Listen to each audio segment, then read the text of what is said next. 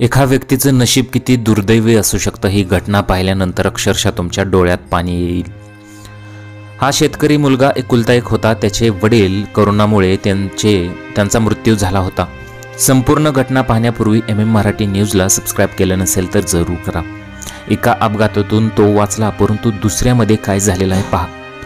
शहदा तालुक्यातील असलोद येथील जयपाल रूपसिंग गिरासे हा युवक शहदा येथून असलोद येथे जात असताना सावखेडा गावाजवळच्या त्याच्या दुचाकीला अपघात झाला। यात जयपाल गिरासेला दुखापत झाल्याने त्याला उपचारासाठी शहदा येथील खासगी रुग्णालयात दाखल करण्यात आलं।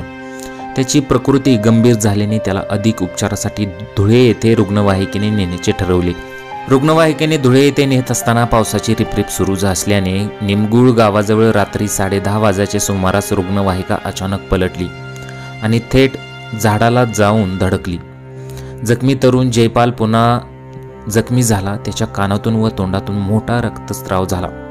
निमगुळ गावातील तरुणांनी जयपाल आणि त्या माणसांना बाहेर काढलं आणि तेथीलच रुग्णवाहिकेने तातडीने दोंडाईचा येथील उपजिल्हा रुग्णालयात त्यांना पाठवण्यात आलं।